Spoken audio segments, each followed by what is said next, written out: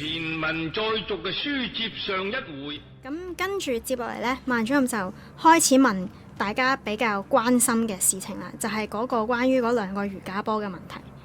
咁佢就問到啦，嗰兩個注入咗一氧化碳嘅瑜伽球啦，係咪喺實驗之後發生嘅？咁當時就講緊個時間大概係12點到2點左右，因為其實佢自己都講唔清嗰個時間。咁但係大致上呢，就係佢就都拗咗一段時間，因為講緊話嗰個實驗幾時發生啊嘛。咁但係總之最尾就係講話，如果係早咗發生呢，就係大概12點左右；如果遲啲發生，即係遲啲做完呢，就係2點左右咁啦。咁但係總之呢，就係都係大概下晝咁上下噶啦。佢就話佢之後就開咗部車去李泳儀屋企啊嘛，咁喺度過夜啦。咁然後係第二日早上6點先至揸車走嘅。咁佢主管就問佢：咁期間有冇人掂過你部車啊？咁樣樣。咁許金山就話應該就冇人掂過部車嘅。如果唔係呢，嗰部車嗰個防盜鈴呢，就應該係會 set off 嘅咁樣樣。咁佢就話點解係應該呢？佢自己係補充解釋，佢話因為其實我哋裝上去之後，我哋冇 test 過㗎，我哋覺得佢係應該會 went off 啫，但係其實我哋係冇唔知嘅，所以就算有人掂過部車呢，都唔知佢係咪真係會響㗎咁。咁佢就話咁係咪意思係你覺得係咪冇人去掂過個瑜伽波呢？咁佢話應該係冇嘅，但係呢，就喺佢開車即係移動部車嘅過程中呢，佢就聽到嗰個一氧化碳嘅 detector 就響啦咁樣樣。咁佢就唔知係邊一個波去漏氣嘅喎。咁所以呢個時候佢就停車，然後就將個 detector 放喺嗰個兩個瑜伽球嘅口嗰個，即係嗰個瑜伽球嘅表面啦，去睇下邊個波係會漏氣咁樣樣。咁佢就發現咗係其中嘅一個啦。咁發現咗之後呢，佢就拎咗個波出嚟，然後呢，就喺嗰一度就擠走咗啲氣，就係咁樣樣啦。咁之後呢，佢就冇理佢啦。咁即係因為嗰個波漏氣啊嘛，佢就整走啲氣佢啦。咁萬忠就問佢啦，就話你屋企咪有養貓嘅？咁你嗰兩隻貓係幾時嚟㗎？咁佢話大概係2013年嘅時候呢，佢屋企隻狗呢，就俾條毒蛇咬死咗喎。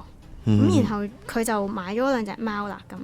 其實佢唔係買嘅，佢呢度都有解釋嘅。因為萬忠問佢你係咪買咗兩隻貓，佢就唔係買嘅，嗰兩隻貓係收養嘅啫，即係人哋唔要咁，然後佢就拎咗翻嚟養。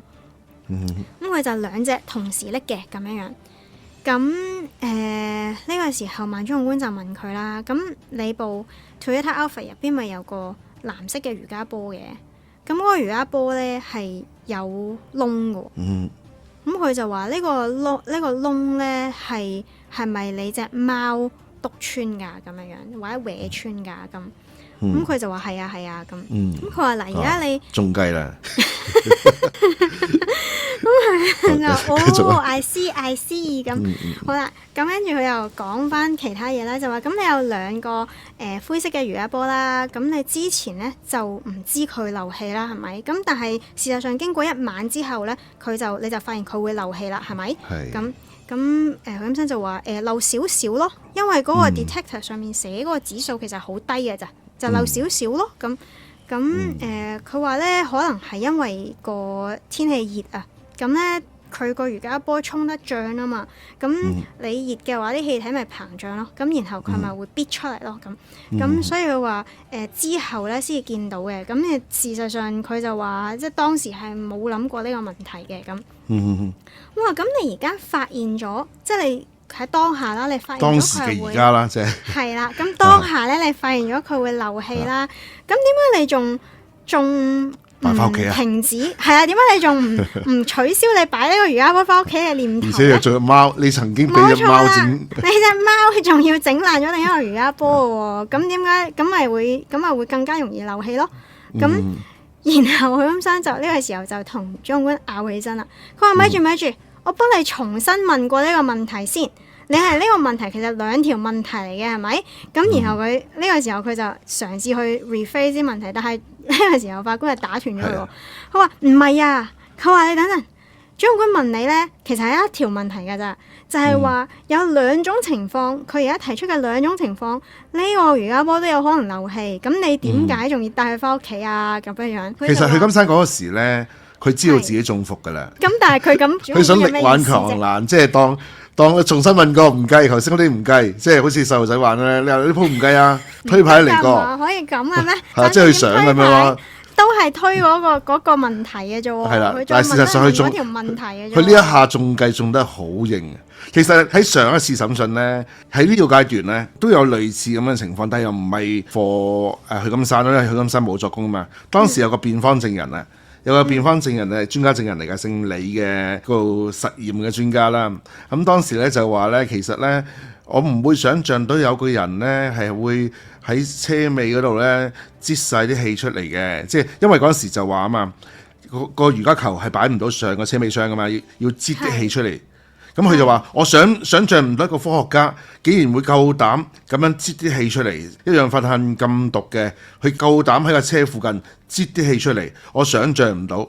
咁當時個主控官就話：想像唔到。但係根據許金山喺警署嘅證供呢，佢係話佢喺李詠怡附近嗰個停車場，即係威爾斯個停車場呢，係成個瑜伽球嘅氣擠晒出嚟嘅喎。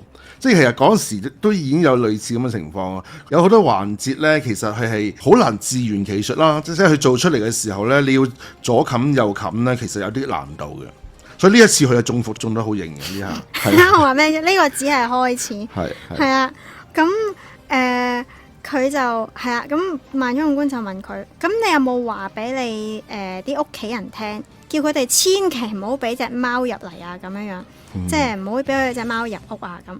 咁佢話冇啊，因為嗰啲因為個 leakage 即係個漏出嚟嘅氣係好少嘅啫嘛，咁佢話咁，但係你點知嗰度淨係得一個窿啫？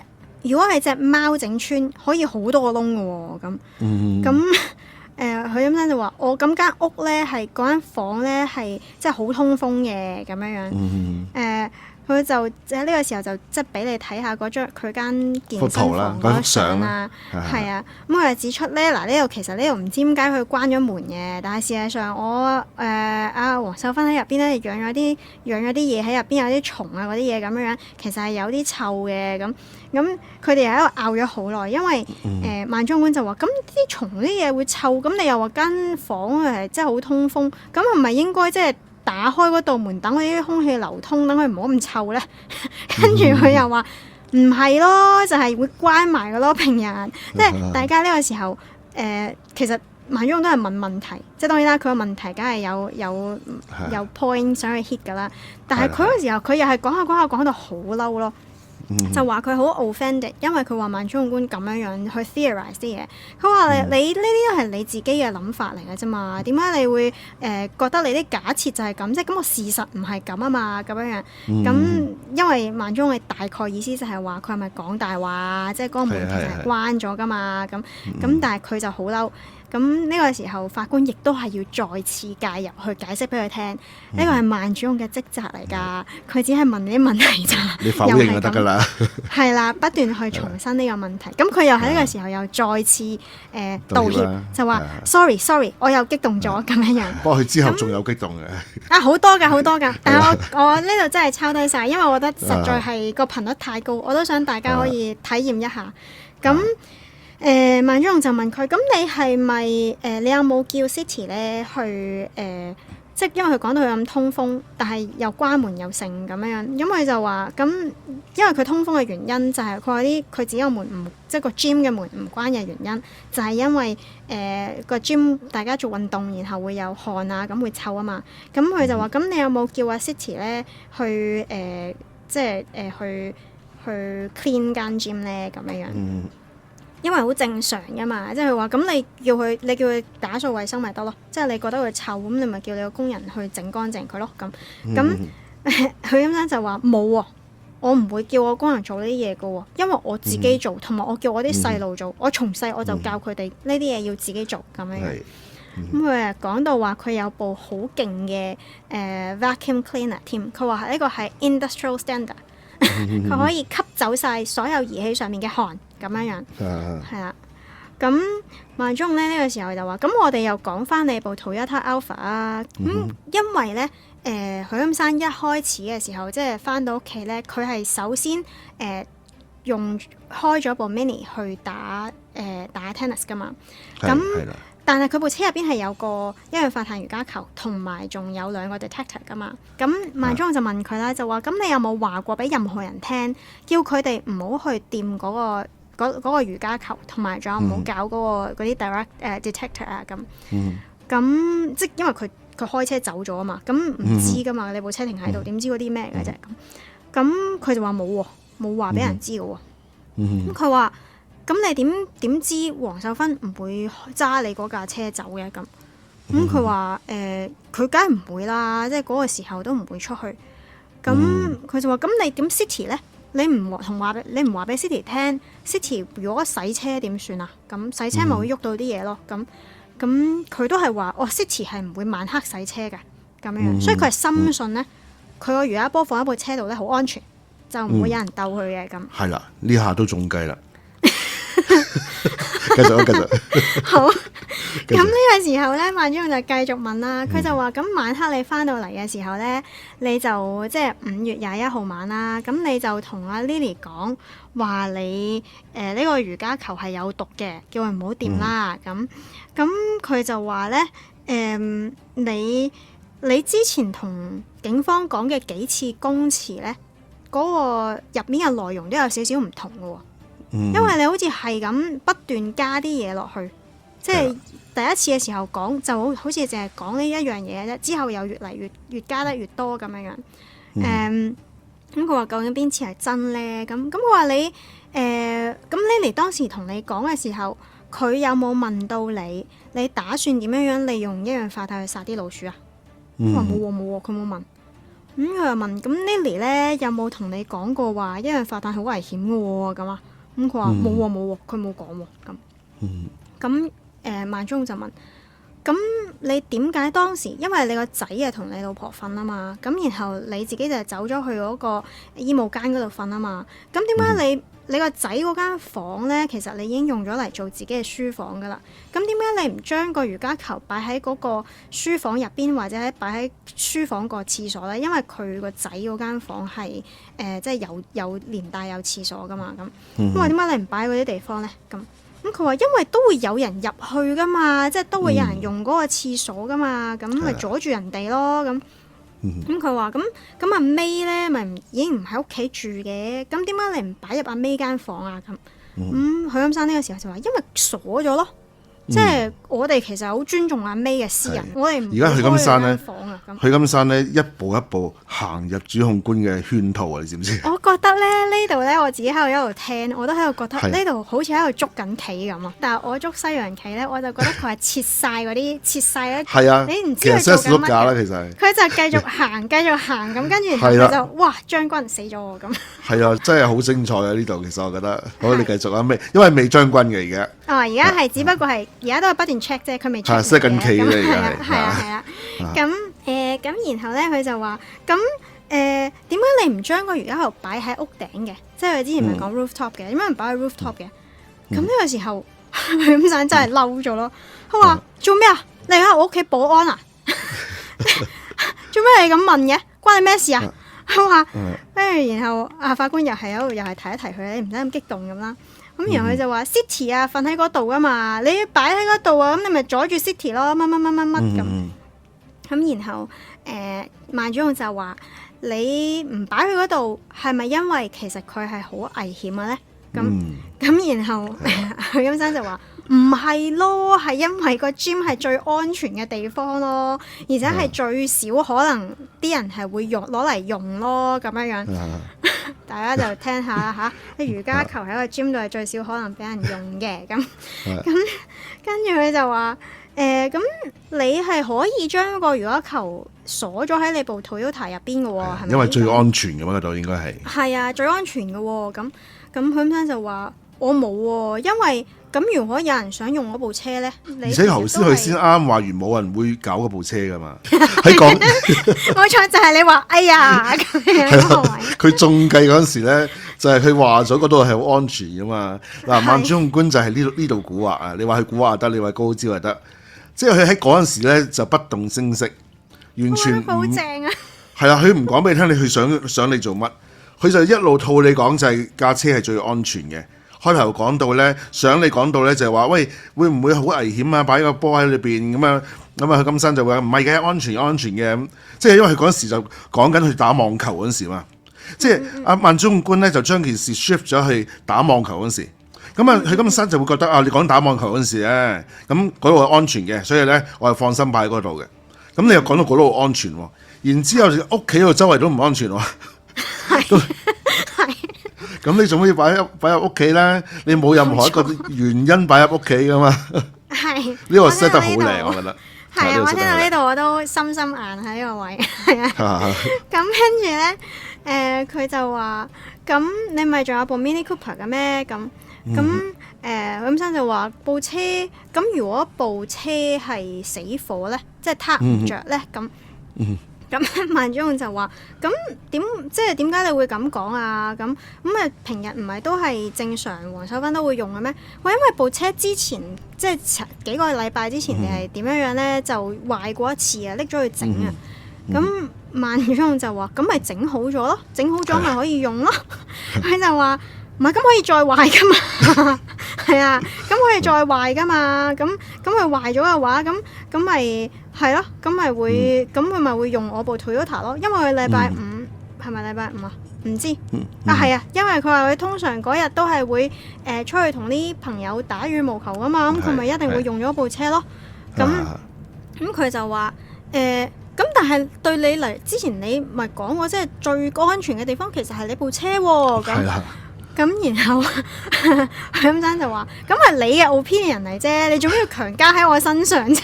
但係其實呢個係你之前嗰個意見嚟噶嘛，你嘅睇法就話嗰度係安全噶嘛。唔係呢句話，你記唔記得之前我哋喺另一場審訊裏面有出現過㗎？呢個係你嘅自己嘅見解嚟啊嘛，點解強加喺我身上？呢個你喺上一集已經俾咗少少問題嘅觀眾去答㗎啦。係啊，好咁咧佢就話咧，因為呢一排嘅天氣咧就唔係咁穩定。如果天氣好嘅話咧，佢就一般嚟講會踩單車嘅。但係因為嗰一排咧都有啲落雨，咁所以咧佢就如果黃秀芬揸咗佢架車出去咧，咁佢翻工就好麻煩啦咁樣樣。咁佢話：咁但係你都可以坐公共交通工具㗎嘛。咁然後許金生就話：吓？呢村呢啲地方好難有公共交通工具嘅喎，咁樣巴士嗰啲嘢真係好唔方便嘅喎。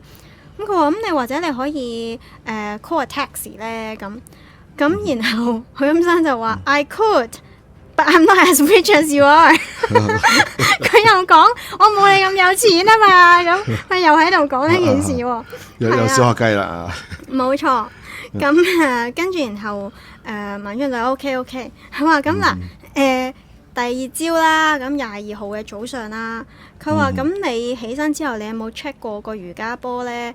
係咪仲喺個 gym 度啊？咁佢話冇喎。咁佢話：咁你有冇 check 過咧？你屋企即係嗰啲detector 咧，有冇問題啊？即係你唔知佢有冇響噶嘛？即係你唔知佢有冇係啦。咁你有冇 check 過佢啊？咁佢就話冇喎，冇 check 過喎。佢如果有即係有漏嘅話，佢應該會響噶嘛，係嘛？咁佢話問下你啊嘛。咁佢話離開你出去做嘢之前咧，之前咧你有冇同 Lily 講，叫佢離開？唔好離開屋企，要做晒啲功課先啊！因為之前佢咪講過話，佢好後悔呢個係佢最後講嘅嘢嘅。咁許金生就話有咁。咁但係佢呢個時候，佢就話：咁你如果覺得你問你叫你個女要督促佢要唔好出去玩，要做功課係咁緊要嘅時候，你有冇督促佢千祈唔好去掂個瑜伽波啊？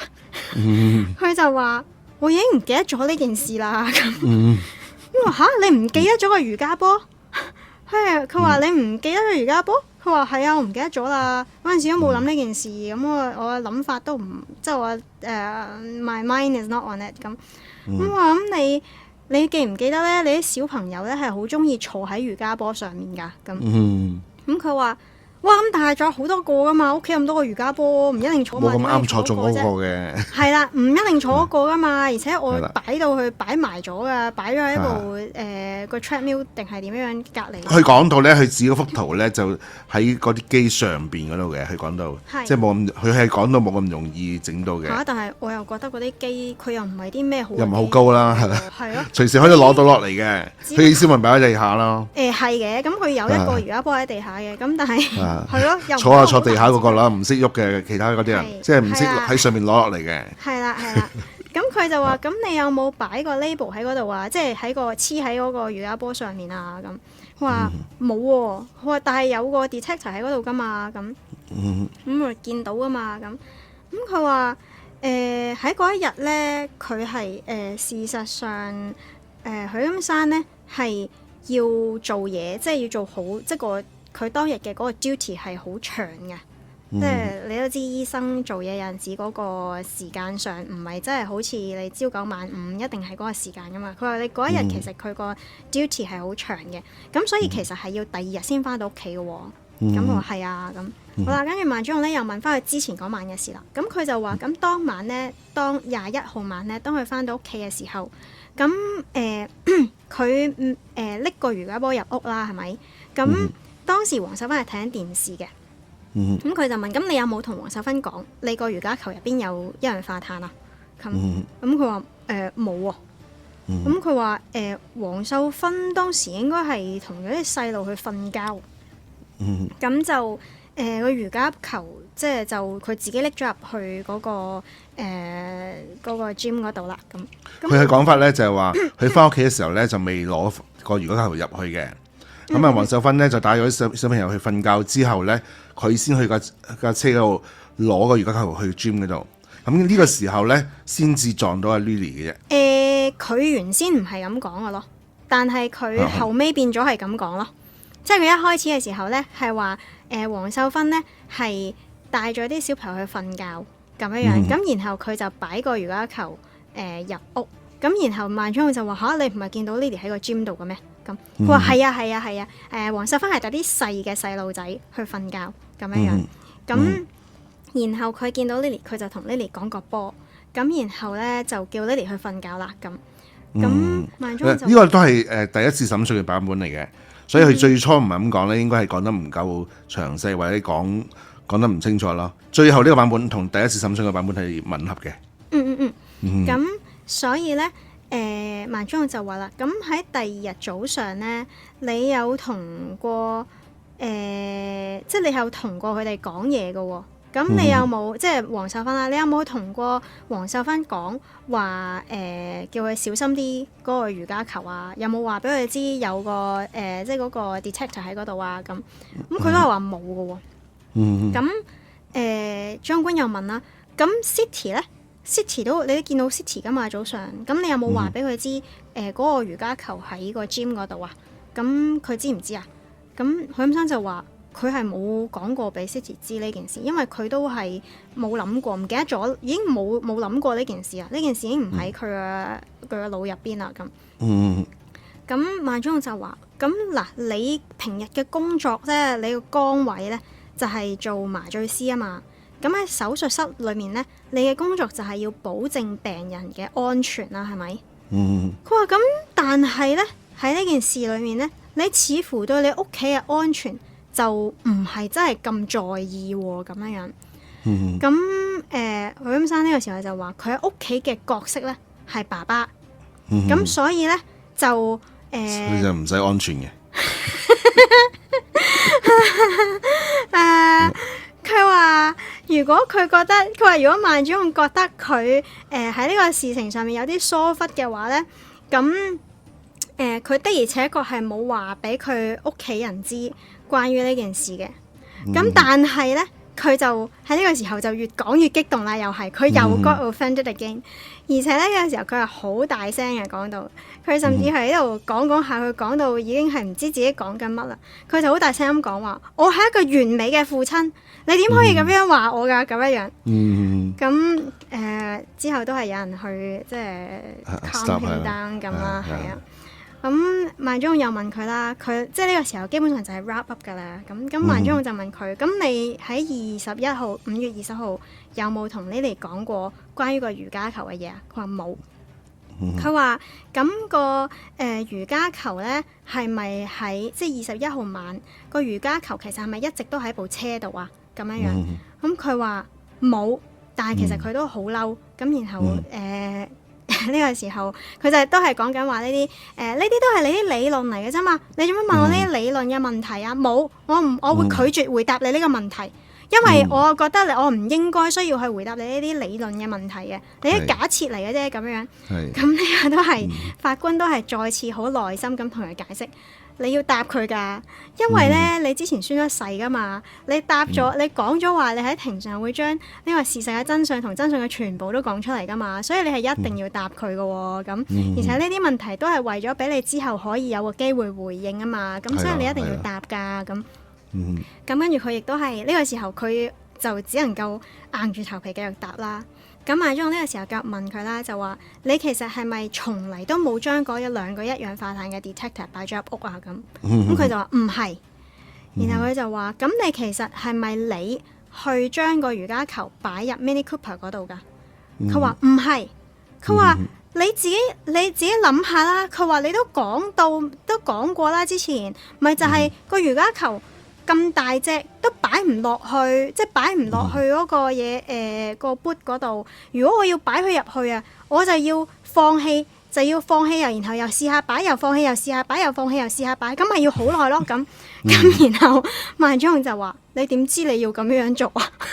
然後佢就話：Doctor Wong咪講過咯，係要咁做啊嘛。咁係咯，佢就最尾就係俾人講到呢一度，佢就好激動。然後佢就開始有少少哽咽，然後開始啜泣起身。然後法官就問佢：你使唔使少少時間去冷靜啲啊？即係俾啲時間你好唔好啊？因為其實時間都差唔多噶啦。咁佢就話好啊，佢就好想可以喺呢個時候停啦。咁於是主控官都由得佢停啦，因為覺得佢咁嘅狀態其實都唔係好適合作供嘅咁樣。咁於是呢件事咧就繼續留到第二日啦。咁第二日早上其實基本上都係 recap 翻呢啲問題嘅啫。第二日早上咧，萬主控官真係recap 呢個問題，亦都再問得絕少少嘅，即係會再講清楚啲，就係話其實你點解要作呢個藉口啊？因為你會擔心有朝一日警察會發現原來佢哋兩個死者嘅死因係因為你帶去嘅瑜伽球而死嘅。咁所以咧，你就要諗定個藉口，解釋到你個瑜伽球會上到去。所以咧，你就要作到個古仔，就係你個瑜伽球曾經擺過入屋。OK，咁然之後咧，許金山喺呢段時間之後嗱，你頭先講嗰段時間就係話佢因此而忍泣啦，係咪？咁但係經過一日之後咧，佢就唔係忍泣啦，佢又講咗好一連串，又唔係喎嗱，佢你可以話好流利，但係一個好嬲嘅狀態去回應。我認為佢回應嘅信息量都算多嘅。我相信佢翻去之後呢，就做過啲準備，喺腦裏邊 rehearse 咗一次嘅。咁但係講出嚟呢，佢亦都冇稿嘅，就做咗一個我認為喺成個審訊裏邊呢，以許金山嚟講呢，算係最精彩嘅一個回應。所以我決定呢，我都冇同你講過嘅，我決定呢，會將呢一段回應原汁原味，我用英文啦，我用中文將佢演繹一次出嚟嘅。用中文原汁原味咁樣演繹出嚟，將佢嘅呢一次，即係你頭先講完之後嘅第二日嘅嗰一番説話，我認為算係較為精彩，而佢又唔係照稿去逐個字讀嘅證供呢，就嘗試一連串咁跟翻佢嘅大約語氣去演繹出嚟。我都邀請咗一位網友呢，幫我扮阿萬主控官㗎啦，因為阿萬主控官呢講嘢好溫柔㗎嘛，溫柔得嚟又 firm 㗎嘛，你可以話幾有魅力㗎嘛，係咪？咁啊，嘅。你係唔中意佢講嘢嘅口音啫，咁但係都唔係㗎，算係 OK 嘅，但係都唔係淨係咁㗎，不過 OK 嘅，OK 都 OK 嘅。咁所以咧，我哋亦都揾到類似嘅一位網友咧，就扮佢咁，然後我哋對答一次，跟住落嚟嗰日嘅正宮。我認為呢一段咧可以幾精華地睇到阿許金山嘅諗法，佢亦都有啲 point 嘅，即係佢開始咧就將佢成件事整合咗一次啦。即係將之前咧好似好漫無目的嘅嘢咧整合咗一次，係好流利，而且唔使對稿之下整合咗一次，所以我認為咧好值得以一個類似我以前奇案解構咁樣將佢演繹一次出嚟。咁啊，希望大家會知道許金山其實係點樣回應啊萬珠控官啦。因為嗱，你要知道兩次嘅審訊啦，即係第一次同呢一次啦，加埋許金山只係受過一次嘅盤問嘅啫，因為第一次喺庭上作供啊嘛。咁佢呢一種講嘢方式咧，其實第一次出現喺法庭上邊嘅，咁所以就同大家分享下啦。好，咁今日我哋差唔多咯，我哋講咗好耐，睇下要點剪走一啲嘢先。好啦，咁係咁多先啦，拜拜。拜拜。